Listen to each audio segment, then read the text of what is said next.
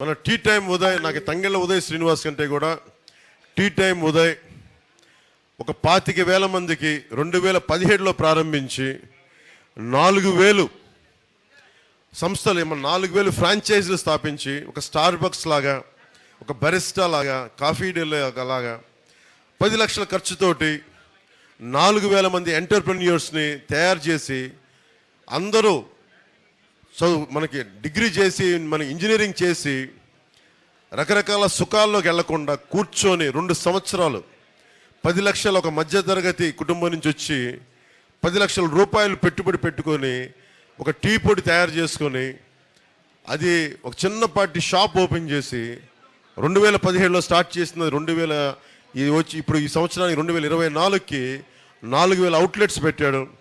దాంట్లో 1,100 మంది మహిళలకే ఇచ్చాడు ఎంటర్‌ప్రెన్యూర్స్గా.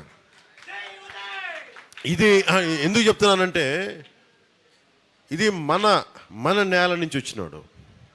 ఎక్కడో విదేశాల నుంచి వచ్చి ఎన్నికల కోసం వచ్చి వెళ్ళిపోయాడు కాకుండా మన నేలలో ఉండి మన నేలకి ఉద్యోగాలు ఇచ్చి మన నేల నుంచి సంపద సృష్టించి ప్రతి అవుట్లెట్లో 4 నుంచి 6 మంది మనకు ఉపాధి అవకాశం కల్పించాడు ఉదయ్, మనకి టీ టైం ఉదయ్.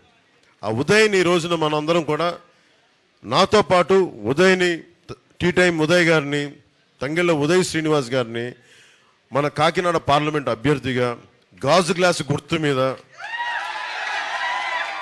తెలుసు కదా గాజు గ్లాసు,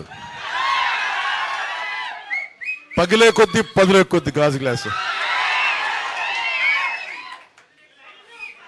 దానికి తోడు మన కూటమి, ఒకవైపు మధ్యలో నరేంద్ర మోడీ గారు, ఒకవైపు చంద్రబాబు నాయుడు గారు, ఇంకోవైపు జనసేన, మీ అందరూ ఇష్టపడే నేను, మన పొత్తు గెలుస్తుంది, మన పొత్తు ప్రభుత్వంలోకి రాబోతుంది.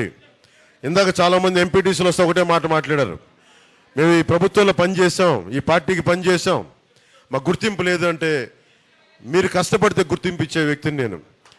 దానికి కారకుడు ఒకటే చూడండి, ఉదయ్కి నేను ఒకటే చెప్పా, 2016లో నా దగ్గరికి వచ్చి నేను పని చేసుకుంటాను, పాపం 2016లో నేను పనిచేస్తాను, వద్దు నువ్వు బాగా చదువుకో, బాగా సంపాదించుకో, నువ్వు ముందు నీ కాళ్ళమే నువ్వు నిలబడని చెప్పాను. ఆ రోజున నిలబడిన తర్వాత 19 ఎన్నికలకి తన స్నేహితుల్ని, తన కుటుంబ సభ్యులందరినీ కూర్చొని ఓటింగ్ చేయించాడు ఆ రోజున.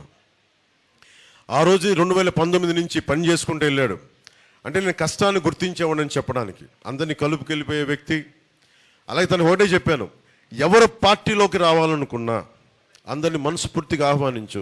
ఆ పరిస్థితిలో నీకు కూడా సీట్ లేకపోయినా సరైన సమర్థుడు ఉంటే అతనికి ఎమ్మెల్యే, అతనికి స్థానాలు ఇచ్చి కావాలంటే వెనక్కి వెళ్ళంటే నేను మీరు ఇచ్చే సూచనలు శిరసా మనకి మనసా వాచా నేను పాటిస్తానని చెప్పి నిలబడితేనే ఈ రోజున తను కోరుకోకుండా ఈ రోజున కాకినాడ ఎంపీ పార్లమెంట్కి టీ టైం ఉదయ్, తంగెళ్ళ ఉదయ్ శ్రీనివాస్ గారిని నేను నిలబెడతా ఉన్నాను.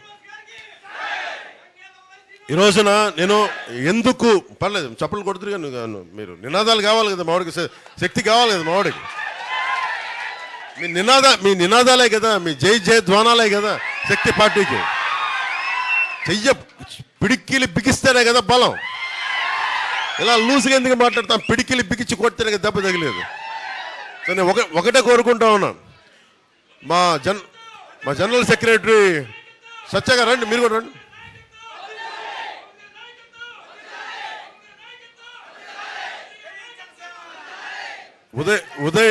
ఉదయ్ ఇంత ద్రోహం చేస్తాడు అనుకోలేదు. నాకు నినాదాలు పలకాల్సింది ఉదయ్ని, మీరందరూ నాయకత్వం చెప్తా సంగతి. సరదాగా నాయకత్వం పెరిగితే నేను చాలా ఆనందించేవాడిని. మీరు ఈరోజు ఉదయ్కి కొడుతున్న నినాదాలు నేను ఇదే కోరుకున్నా. భవిష్యత్తులో పవన్ కళ్యాణ్ ఒక్కడి నాయకుడు కాదు, 25 సంవత్సరాలు నేను కూడా నాయకుడిని చేస్తాను. 25 సంవత్సరాలు నా తరం అయిపోయిన తర్వాత కొత్త నాయకులు రావాలని ఇప్పటి నుంచే తయారు చేసుకోవాలి.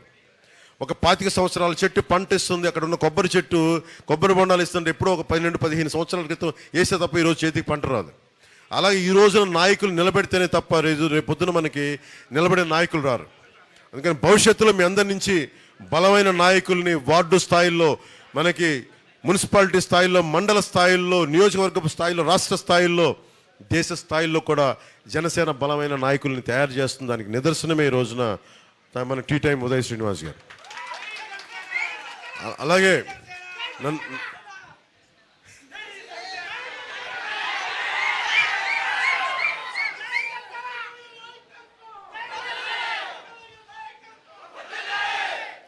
ఏలే మీరు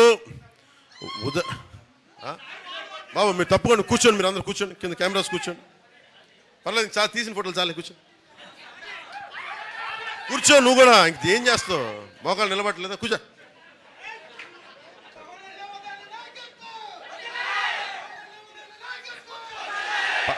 పర్లేదు ఈరోజు ఉదయ్ కదా కాదు కష్టపడి, నేను నిజంగా చెప్తున్నా, ఉదయ్కి సంవత్సరం కూడా అవల బాధ్యత అప్పచెప్పి ఇంత బలోపేతం చేశాడు పార్టీని. అందరినీ కలుపుకెళ్ళాడు, మన నాయకులందరినీ కలుపుకెళ్ళాడు, అందరినీ కలుపుకెళ్ళాడు. మన కోసం పనిచేసిన, పార్టీ కోసం పనిచేసిన దాదాపు 10 మంది పైగా నాయకులు రేపొద్దున నేను సత్కరించబోతున్నాను, వారిని గుర్తించబోతున్నాను. వారి సేవల్ని నేను గుర్తించి అందరికీ తెలియజేస్తాను. మన నాయకులందరికీ, మన చల్ల వెంకటలక్ష్మి గారితో సహా ప్రతి ఒక్కరికి నా హృదయపూర్వక ధన్యవాదాలు. నాకేలా ఈసారి చిన్న మెజారిటీతో కాదబ్బా, కొంచెం భారీ మెజారిటీతో గెలిపించాను. ఎందుకంటే నేను ఆలోచిస్తే నేను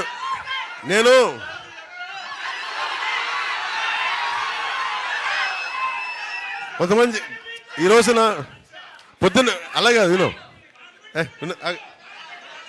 పొద్దున్నే అడుగుతా ఉన్నారు, అడుగుతా ఉన్నారు, పొద్దున్న ఎవరు చెప్తా ఉన్నారు, మరీ అంత లక్ష్య ఆశించడం దుర్మార్గం, అంత ఆశించకండి అంటున్నారు. మీరు అంటే నేను కోరుకుంటుంది ఏంటంటే, అంతేనంట, నేను కోరుకుంటుంది ఒకటే, నా జీవితంలో విజయాలు చాలా తక్కువ చూశాను, ఎప్పుడు అపజయాలు ఎదుగుతూ వచ్చాను. సినిమాలు ఫ్లాప్ అవుతుంటే హీరోయిన్ అయ్యాను నేను. అందుకే హరీష్ శంకర్ ఉస్తాద్ భగత్ సింగ్ ఒకటే అడిగాడు, మీరు ఎప్పుడు గెలుపులో ఎదగడం కంటే కూడా మీరు ఓడిపోయే కొద్దీ ఎదుగుతారు మీరు. అలాగే మా గ్లాసు నేను అడిగా, ఎందుకే అలాంటి డైలాగులు రాయనంటే, మీకు తెలియదు సార్, మాకు బాధలు మాకున్నాయి, నన్ను చంపేస్తారు మా అభిమానులు అందరూ, మా వాళ్ళంతా. ఒకటే చెప్పాడు, పగిలే కొద్దీ పదునే కొద్ది. అలాగా